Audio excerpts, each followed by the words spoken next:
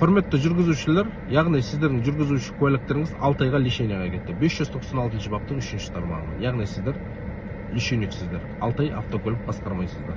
Егер 6 ай уақыттың ішінде сіздер спиртной ішімдік ішіп, қымыз ішіп, автокөлік басқарсаңыздар, сіздерге қатысты 346 бап бойынша әкімшілік хаттама толтырады. Яғни сіздердің жүргізуші куәліктеріңіз өмір бақиға пожизненно лишенияға кетеді. Сіздер бағанағы 5 жылға дейін бағанағы сотты боласыздар. Соны біле жүріңіздер. Лишениеге уақытта мүлде ішпеңіздер, автокөлік басқармаңыздар. Бұны көбісі білмейді, қазіргі таңда қателік жасайды. Өз өмірлеріңізді құртпаңыздар, құрметті жүргізушілер. Бұл видеоны өз достарыңызға таратыңыздар. Мен заңгер юрист Ғабит Ергешбайұлы. Құрметті жүргізушілер, яғни сіздердің жүргізуші куәліктеріңіз 6 айға лишенияға кетті. 596 баптың 3-ші тармағымен. Яғни сіздер лишенексіздер. 6 ай автокөлік басқармайсыздар.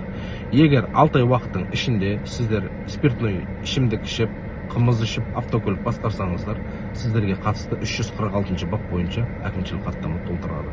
Яғни сіздердің жүргізуші куәліктеріңіз өмір бақиға пожизненно лишенияға кетеді.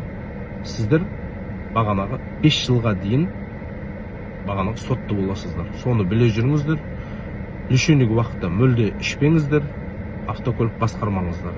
Бұны көбісі білмейді, қазіргі таңда қателік жасайды. Өз өмірлеріңізді құртпаңыздар, құрметті жүргізушілер. Бұл видеоны өз достарыңызға таратыңыздар. Мен заңгер юрист Ғабит Ергешбайұлы.